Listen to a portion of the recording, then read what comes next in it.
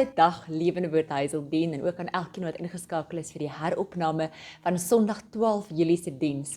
Ons vra om verskoning dat die diens nie suksesvol op Facebook uitgesaai is nie, maar ons weet ook dat die Here alles ten goeie laat meewerk. Ons het 'n paar tegniese uitdagings gehad, maar ons vertrou dat hierdie diens julle steeds gaan seën en ons gaan vandag spesifiek net fokus op die boodskap en ons gaan nou nie die aanbidding insluit nie.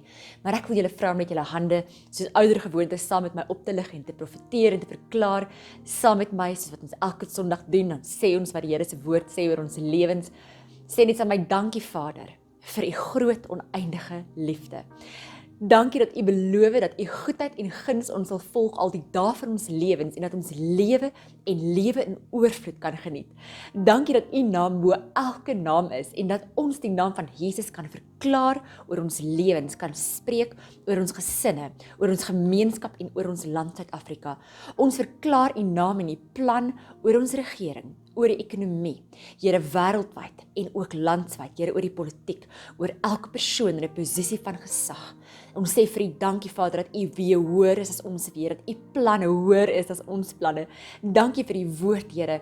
Here, dankie vir die planne en die beloftes oor ons land en oor ons lewens. Here, ons bid dat dit in vervulling sal kom. Vader, ons vra dat u ons vergewe waar ons so dikwels die merk mis. En ons vra dat u ons help om u wil te doen, om die koninkryk te stuk en te leef vir u en tot die eer. Here, ons bid u genesingskrag oor elke persoon wat siek is, oor elke mediese werker, oor ons hospitale.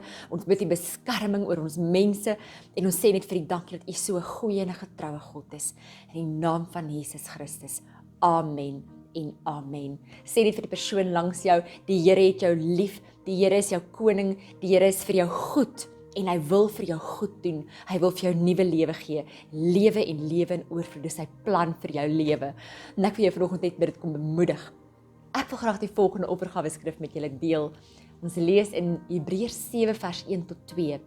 Want hierdie Melchisedek was koning van Salem, priester van God die Allerhoogste, wat vir Abraham tegemoet gegaan het by sy terugkeer toe hy die konings verslaan het en hom geseën het. So Melchisedek het met ander woorde vir Abraham geseën. Dan lees ons in vers 2, aan wie Abraham ook 'n 10de deel van alles gegee het. Hy was in die eerste plek volgens uitleg die koning van die geregtigheid en dan ook die koning van Salem. Dit is die koning van vrede. Nou, Melchisedek was 'n koning, hy was 'n priester in Jerusalem gewees en hy was ook 'n tipe van Christus wat vooruitgewys het na Christus. Ons lees eers van hom in die boek van Genesis. Nou, nadat Abraham 'n oorwinning gehad het oor 'n vyandige weermag, het Melchisedek vir hom en die manskappe kos en wyn gebring en hom geseën. So Abraham het toe 'n 10de van alles wat hy teruggekry het vir Melchisedek gegee. Ons sien hier dat die 10de beginsel reeds lank voor die wet van Moses aan die begin ingestel is. Ons sien dit reeds met ander woorde in Genesis en dan dwars deur die skrif sigbaar is. Die skrywer van Hebreërs verwys terug na dit en ons sien dit op verskeie plekke in die skrif in die Ou Testament sowel as in die Nuwe Testament waar verwys word na tiendes en offergawes. Wanneer jy 'n 10de van jou inkomste vir die Here bring, dan erken jy hom daarmee as die bron van dit wat hy aan jou toevertrou het. So julle is so welkom om deur middel van Zapper te betaal. Julle kan ook elektronies in die kerk se rekeninge oorplaas en julle kan kyk die besonderhede op die skerm wees. Maar ek wil graag vir elkeen vanoggend net bid wat kom gee vir die Here en vir sy werk. Dankie Vader vir elke persoon wat met 'n blymoedige hart gee vir die werk. Here, ons bid dat U elkeen seën, dat U die saad vermeerder aan die saaier en dat U die brood vermeerder aan die eter, sodat ons as U kinders genoeg kan hê en 'n seën vir ander mense kan wees.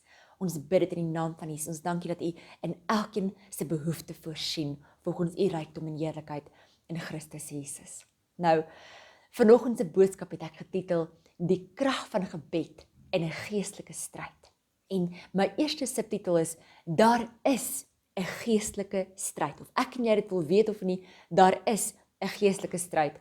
Ons lees in Efesiërs 6 vers 10 waar Paulus sê, verder nog dit, die 53 vertaling sê, eindelik broers.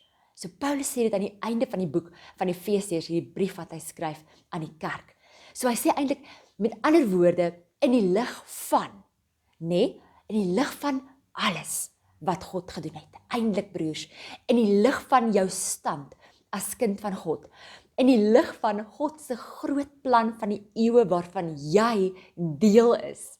Hy sê ook in die lig van sy plan dat jy tot Christelike of geestelike volwassenheid moet kom. In die lig van jou wandel in die gees en in die lig van al hierdie dinge, sê Paulus, eintlik broers, is daar 'n stryd wat gevoer moet word en hy sê ons moet bewus wees van die stryd in die lewe van elke gelowige. Hy gaan verder in vers 10, ons moet daai konteks verstaan. In vers 10 sê Paulus, soek julle krag in die Here en in sy groot mag, voordat 'n soldaat enige troosting kan ontvang, of enigstens op die oorlogsveld kan gaan, moet hy allereers oefen om sterk te word. Hy moet spiere bou, dit kan nie anders werk nie. Jy en ek kan nie die wapenrusting aantrek of opneem, tensy ons nie eers ons krag by die Here gekry het nie, tensy ons nie eers sterk geword het by die Here nie. Nou, hier is iets wat vir my baie interessant was. Die woord mag verwys na 'n inherente krag of sterkte. 'n Sterk persoon, 'n liggaamsbouer, sy spiere stel sy krag ten toon. Al gebruik hy nie die spiere nie. Dit praat van sy mag. Okay, so mag is met ander woorde daardie inherente vermoë. Krag aan die ander kant is die uitoefen van mag. So wanneer 'n gespierde liggaamsbouer of 'n soldaat sy mag gebruik om 'n ysterpaal wat sterk is te buig, dan sien ons ewe skielik sy krag in werking kom. So julle is met my rondom die verskil tussen krag en mag. Nou God het onbeperkte reservoirs of bronne van mag, wat kragtig in my en jou Christelike wandel ingespan kan word, en ek en jy moet dit besef. So die Here wil sy mag tot ons beskikking stel. Ek en jy kan wel nie passief wees nie. Martin Lloyd-Jones het sekere dinge gelys wat die Christen se krag uitput, of wat die Christen moeg maak, wat sy krag tap. En die eerste punt wat hy gelys het, wat ek spesifiek op wil fokus, is om jou tot te veel geestelike pligte te verbind, of om jou tot te veel take te verbind, om te veel hooi op jou vurk te hê as dit ware. Dit trek jou krag, dit tap jou, en dan te veel praatjies of argumente, debatte, dwaase en sinlose strydvrae wat 2 Timoteus sê, ons moet verseker staan vir die waarheid, maar ons kan ons nie besig hou met te veel praatjies nie. En dan tyd, of te veel tyd in verkeerde geselskap. Dit trek my en jou krag. Ons moet die Here vra om ons te omring met mense wat ons opbou in die Here. Daai mense wat jy op jou een hand kan tel, jou binnekring moet mense wees wat jou in die Here bou. En dan 'n liefde vir geld, sukses en aansien, rykdom. Daai dinge steel die gelowige se krag in ons worstelstryd waarvan die Here praat. En dan ook ongoddelike vermaak. My vraag is, en dikwels kom die Here net en hy maak my bewus hiervan, waarmee hou ons onsself besig? Daai dinge kan my as Christen, as gelowige se krag steel. Paulus sê verder in vers 11, trek die volle wapenrusting aan wat God julle gee. Met ander woorde, nie net 'n gedeelte daarvan nie, jy het elke deel van die wapenrusting nodig. En ons gaan later daarna kyk. Hoekom sê Paulus dit? Hy antwoord homself, sodat julle op julle pos kan bly, ondanks die listige aanslae van die duiwel. Hy sê in vers 12, ons stryd is nie teen vlees en bloed nie. Jou stryd is nie teen jou buurman nie. Jou stryd is nie teen die regering nie. Jou stryd is nie teen jou skoonma nie. Dis nie teen vlees en bloed nie, maar teen elke mag en gesag, teen elke gees wat heers oor die sondige wêreld en teen elke bose gees in die lig. Ons moet vandag verstaan, daar is 'n geestelike wêreld wat meer werklik is as die stoel of die bank waarop jy op hierdie oomblik sit. Daar's 'n geestelike realiteit. Paulus roep nie gelowiges op tot 'n geestelike oorlog nie. Hy verklaar dit as 'n onombonde feit dat ons reeds in 'n oorlog is en dat ons dit moet besef. Want daar is 'n geestelike werklikheid waarteen ons te staan moet kom. Hy sê in vers 13, trek daarom die volle wapenrusting aan wat God aan julle gee, sodat julle weerstand kan bied in die dag van onheil. Met ander woorde, ons het nodig om te kan weerstand bied. Daar is 'n dag van onheil. Ons beleef dit in ons lewe, ons beleef dit in hierdie wêreld, maar ons moet kan weerstand bied as gelowiges, as kinders van God. En nadat julle die stryd tot die einde toe gevoer het, met ander woorde, tot aan die heel einde toe gevoer het, nog op julle pos kan bly staan. Nou, die woord staan is 'n belangrike woord wat hier staan. Dit impliseer die volgende. Staan impliseer dat daar aanvalle gaan kom. Met ander woorde, ek en jy kan nie lê nie. Paulus gee ons nie die toestemming om te lê nie. Okay? Daar gaan aanvalle kom, ons moet dit verstaan. Staan impliseer dat ons nie bang hoef te wees nie. Want ons gaan nie wegkruip nie. Ons gaan nie lê in vrees nie. Ons hoef nie bang te wees nie, want ons sal bly staan. Die Here sal vir jou die krag gee wat jy nodig het om te bly staan. Hy gee vir jou alles wat jy nodig het om te bly staan. Staan impliseer ek dat daar geen plek is vir halfhartigheid nie, of vir selfbejammering nie. Met ander woorde, 'n posisie waar jy eintlik half terugleun, of 'n posisie waar jy nie staan nie. Ons kan nie bekostig om nie te staan nie. Die woord staan impliseer ook dat ek en jy op ons pos moet wees en moet waak. Nou, iemand wat moet wag hou, wat nie staan nie, maar wat lê en slaap, is niks werd nie. So, ons moet staan. Terugdeins is nie 'n opsie nie. Retireer is nie 'n opsie nie. Ek en jy moet staan. Paulus, toe hy hierdie brief geskryf het, was hy in die tronk in Rome, en hy was heel waarskynlik vasgeketting gewees aan Romeinse soldate van 'n wag wat oor hom moes toesig hou. En hy het die soldaat se uitrusting bestudeer. En hy het dit gebruik as 'n illustrasie om die wapenrusting van God te verduidelik vir die gelowiges wat die brief sou lees. En daar's 'n rede hoekom dit in die Bybel opgesluit is, sodat ek en jy vandag nog daardeur bemoedig kan word. Ek wil 'n tweede subtitel lees, naamlik: jy het al die nodige wapens vir die stryd. Jy het elke wapen wat jy moontlik kan nodig hê. Ek wil julle net kyk na die verskillende wapens wat Paulus lys en let bespreek. Eerstens, die gordel van waarheid. Nou, 'n gordel se funksie, daardie gordel wat die soldate gedra het, moes die soldaat se kleed bo sy knie hou, met ander woorde, hy moes hom optrek, sodat die kleed nie afgesak het en die soldaat gepootjie het nie.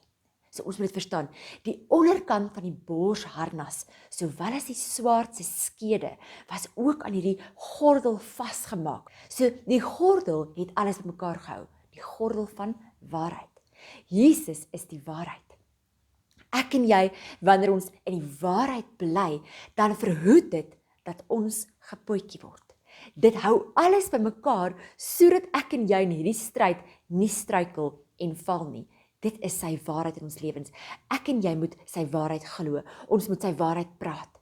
Wees versigtig vir waarna jy luister. Wees versigtig vir valse lering. Moenie jou oë uitleen vir enige sogenaamde waarheid anders as die woord van God nie. En dan vergroot ek en jy partykeer ons stories met beter laat klink. Waarheid in ons lewens. Waarheid is belangrik. Wanneer jy soms met jou lewensmaat vassit en jy sê, jy hoor nooit my hart nie, of jy is altyd laat, of jy het nooit tyd nie.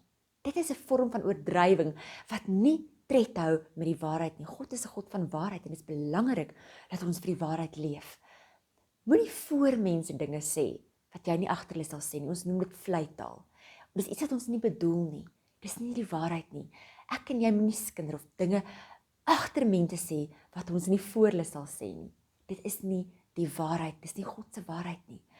Die gordel van waarheid is wat my en jou sal verhoed om te struikel in hierdie geestelike geveg waarvan Paulus praat. Die tweede spesifieke wapen wat Paulus hier lys is die vryspraak deur God as 'n borsharnas. Die prentjie is op die skerm.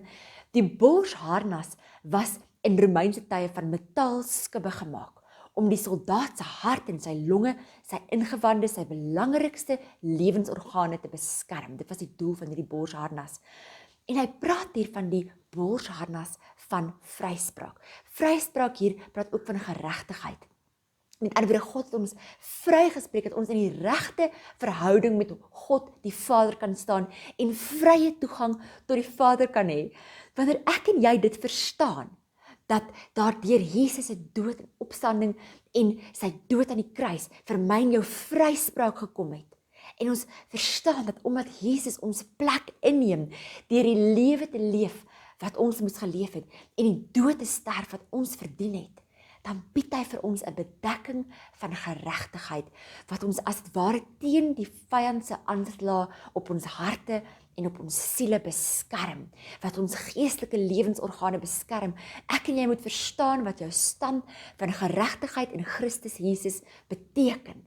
Die vyand sal altyd probeer om ons kwesbaarste areas te teiken, areas van jou siel, jou gees, om dit te teiken.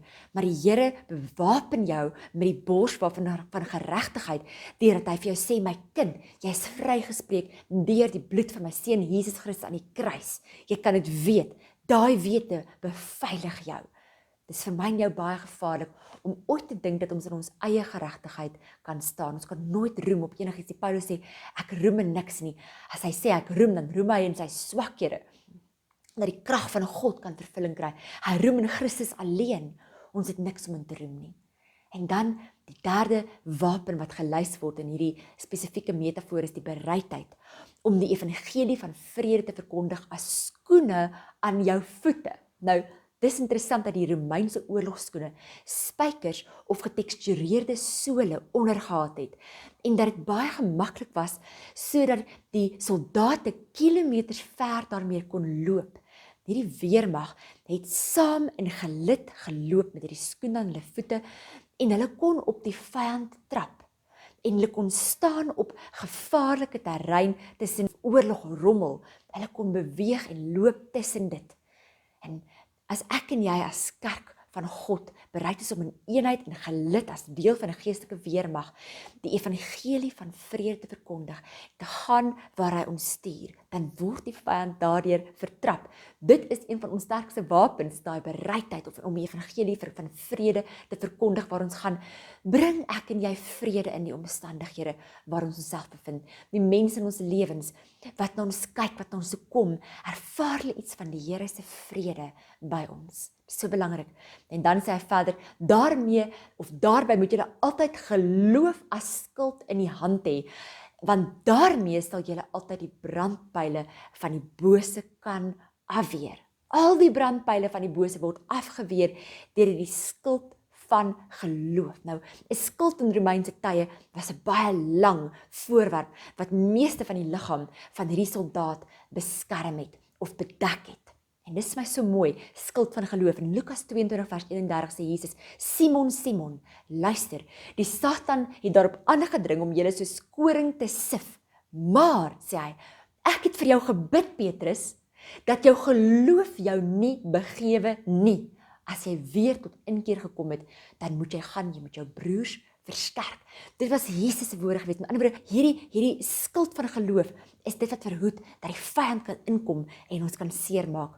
Verlossing as 'n helm op jou kop. Die vyand wil hê dat ek en jy in God se verlossing moet twyfel. 1 Tessalonisense 5 vers 8 praat Paulus ook so mooi van die helm as hoop op verlossing. So hierdie gaan oor die beskerming van ons gedagtes teen ontmoediging of 'n behoefte om op te gee. En ek wil vir jou sê, as jy vandag op 'n plek is waar jy ontmoedig voel, wil net voel jy wil opgee, weet dat God vir jou hierdie helm van verlossing gee. Hy het jou reeds verlos deur Jesus Christus en hy sal jou verder verlos elke dag sodat jy hom vertrou. Dit sal vir jou hoop gee dat jy nie hoop verloor nie. Jy sal gered word. Jy is gered in Jesus Christus. Jy het versekering, hoop dat jy sal triomfeer in die Here. Dit is daai helm van verlossing teen jou gedagtes. Waak oor jou gedagtes. Die swaard van die Gees, die woord van God. En dis die laaste spesifieke wapen wat hier gelys word. En in 'n sin is dit jou enigste werklike aanvalswapen. So belangrik om te weet dat die woord van die Here tot jou beskikking is en dat die Here wil hê dat jy sy woord moet ken, sy woord in jou lewe moet verklaar, sy woord oor jou moet glo, sy woord oor jou moet spreek, dat jy moet uiting gee aan die woord van God sodat jy dit kan gebruik as 'n swaard, waarmee jy die vyand kan oorwin. Ons sien 'n voorbeeld daarvan in Jesus se lewe, waar die vyand hom versoek het in die woestyn en Jesus het gestaan op die woord van God. Hy het die woord van God gespreek, hy het die woord van God verklaar en die vyand moes hom los, want dit is die krag wat daar is in die woord van God. En ek spreek vandag die Here se woord oor jou lewe in vervulling. Glo sy woord. Ek wil derde subtitel lys, naamlik gebed aktiveer jou wapens. Gebed. Paulus sê in vers 18, Efesiërs 6, doen dit alles, hierdie hele wapenrusting, tel hom op, doen dit alles bidend en smeek God by elke geleentheid deur die Gees, deur die Heilige Gees. Hy sê, wees waaksaam en bid gedurig vir al die gelowiges, wêreldwyd, landwyd, bid vir mekaar.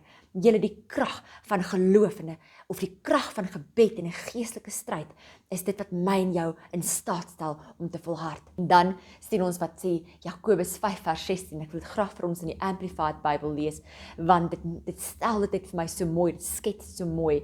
Dit sê the heartfelt and persistent prayer of a righteous man, ons geregtig verklaar in Jesus Christus, a believer can accomplish much when put into action and made effective by God. It is dynamic and can have tremendous power. Dit is die gebed van die regverdige wat groot krag het. Jy kan weet dat jou gebed voor die Here het krag. Ek en jy as kinders van God het 'n verantwoordelikheid om bidend te bly. Weet jy, dit maak nie saak hoe jy bid nie, dit maak nie saak waar jy bid nie, solank ons bid. Of jy nodig het om die Here uit te roep, of jy nodig het om in jou binnekamer in te gaan. Ek wil julle aanmoedig, ons het elke Vrydagoggend 'n biduur waar ons saam bid en waar mense uit die gemeente bymekaar kom. En dit is die kosbaarste, kragtigste tye van gebed. Dit bemoedig elke persoon wanneer ons klaar is met die biduur, dan sê mense net het hulle 'n nuwe woema. Want wanneer ons bid, dan aktiveer dit ons wapens. Dit gee ons nuwe energie vir die stryd. Dit stel ons in staat om enigiets te hanteer as krag en gebed. Daar's krag daarin om alleen te bid, saam met jou gesin te bid. Hou saam nagmaal as gesin. Daar's krag daarin om by mekaar te kom en die gemeente te bid. Daar's krag daarin om 'n biduur by te woon. Gebed in hierdie tyd. Ons het nou tyd van gebed gehad wat Suzette Hatting van Voice in the City Ministries uitgeroep het. En ons het werklik gebid teen geweld wêreldwyd. En weet jy, ons kan nie vir 'n oomblik apaties raak en dink, ag wat, dit is nou maar so, dis die eindtye, ons het nie nodig om te bid nie, wat gaan gebeur sal gebeur. Nee, ek en jy as gelowiges het gebed so geweldig nodig. Ons moet bid vir mekaar, want dit is wat ons in staat sal om hierdie geestelike oorlog of hierdie stryd tot die einde toe deur te voer. Ek wil jou bemoedig. En dan wil ek graag 'n 4de subtitel lys, naamlik jy het 'n hemelse weermag aan jou kant, kind van God, jy kan dit weet. 2 Konings 6 vers 8 sê so mooi, die koning van Aram was in oorlog met Israel gewikkel en het telkens met sy offisiere afgespreek dat op 'n sekere plek sou kamp opslaan. Dis die koning van Aram. Dit was 'n vyhandige weermag gewees. En dan sê dit in vers 9, die man van God, dis Elisa die profeet, het dan aan die koning van Israel die volgende boodskap gestuur, het gesê, pas op, dat u nie na daardie plek toe optrek nie, want die Arameërs trek soontoe op. So, elke keer het die profeet Elisa, die koning van Israel gewaarsku teenoor die koning van die Arameërs en gesê, dit is waar hulle teen jou gaan optrek. En dan lees ons in vers 10, gevolglik het die koning van Israel boodskappe deurgestuur na die plek toe, waar die man van God Elisa aan hom genoem het en hom voor gewaarsku het. Die mense wat daar was, die mense daar was dan keer op keer voorbereid. En dan sê hy in vers 11, die koning van Aram het baie onrustig geword hieroor. Hy het sy offisiere laat roep en hy het vir hulle gesê, ek wil van julle weet, wie van ons dra nuus oor aan die koning van Israel? En dan sê dit in vers 12, een van sy offisiere het geantwoord, dis een van hierdie Arameërs wat geantwoord het aan hierdie vyhandige koning. Hy het gesê, nie een van ons nie, majesteit, maar die profeet Elisa daar in Israel kan vir die koning van Israel vertel, selfs wat hy in die slaapkamer sê. So Elisa was 'n baie sterk profeet gewees, wat geopereer het in die krag van die Heilige Gees, met 'n dubbele salwing wat hy ontvang het, nadat Elia aan hom oorhandig het as profeet van Israel in daardie tyd. En hy het werklik sy plek volgestaan. En hy het telke male gesorg dat die Israeliete veilig bly. So die koning het opdrag gegee dat hulle dan gaan uitvind, waar is hierdie Elisa? Hierdie koning van Aram was ontstel. Hy het gesê, luister, dit kan nie so werk nie. Gaan vind uit waar is hierdie man Elisa, dat ons hom kan om die lewe bring, dat ons hom uit die prentjie uit kan kry.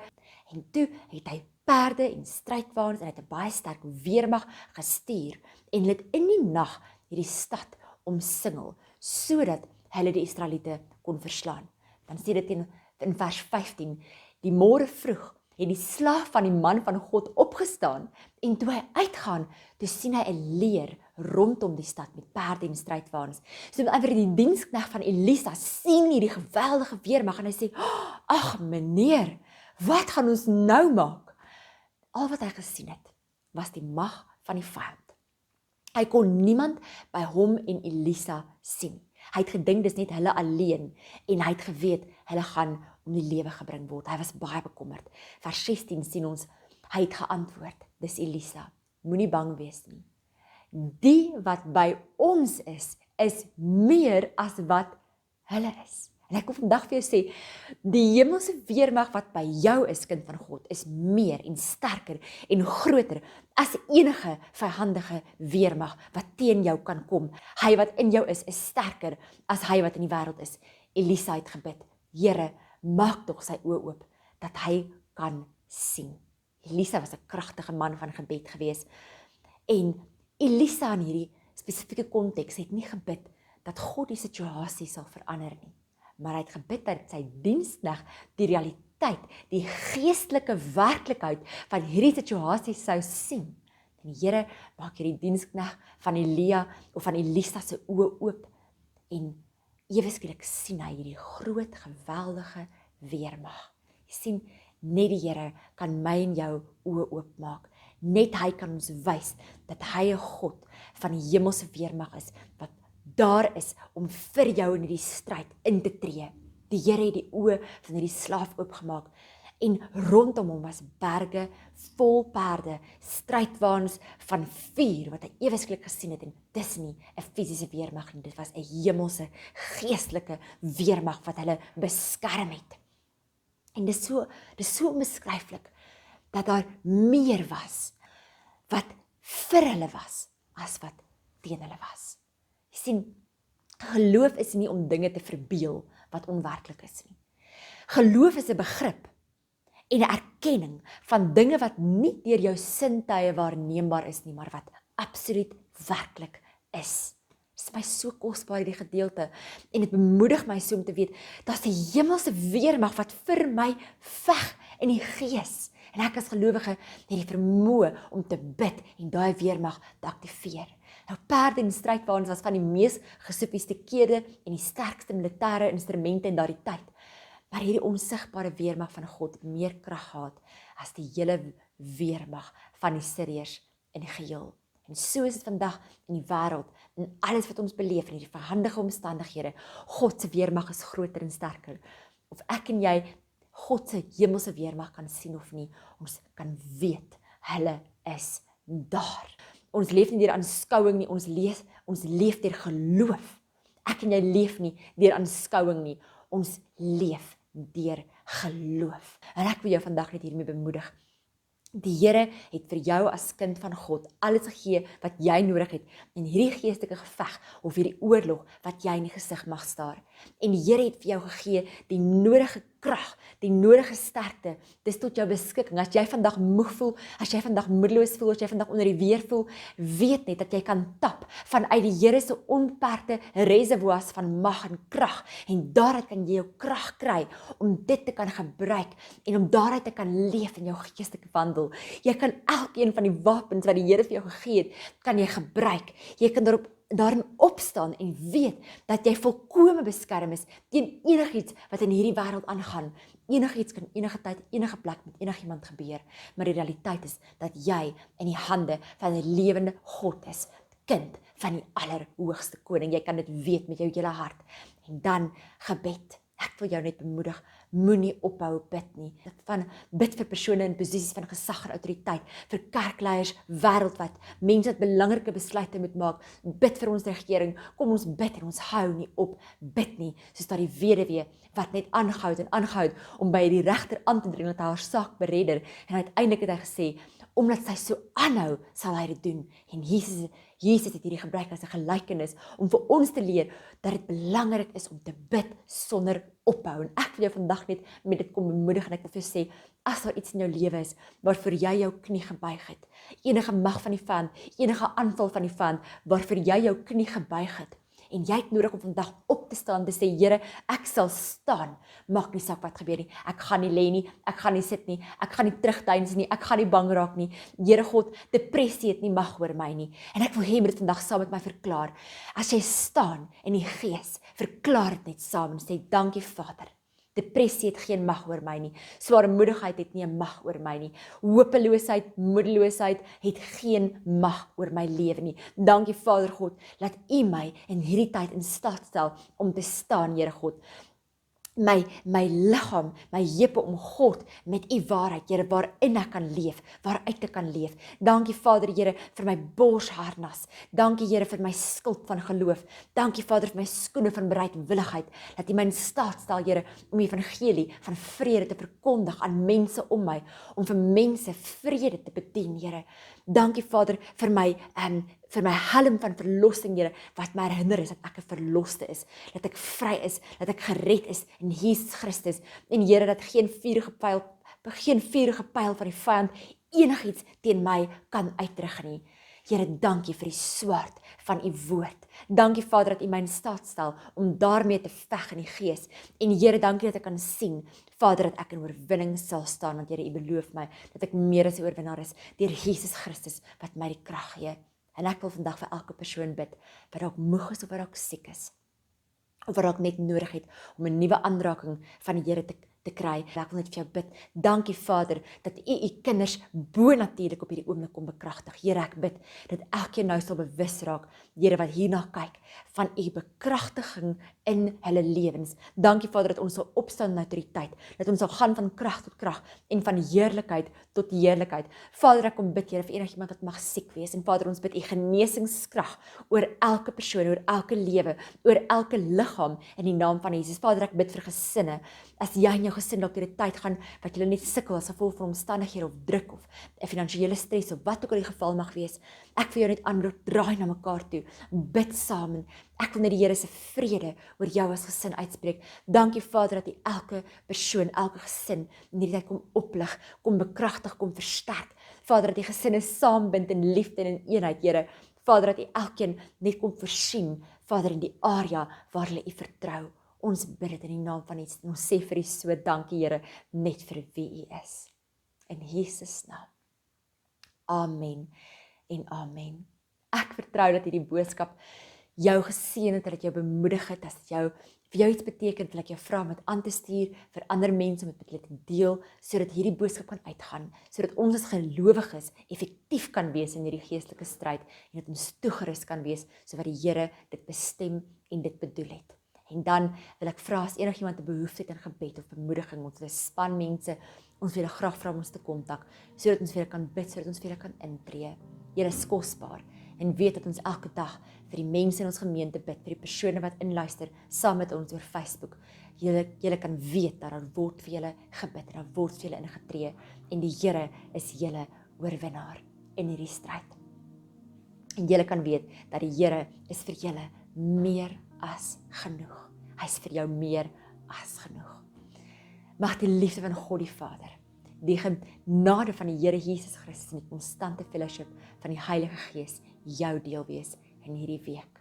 In Jesus naam.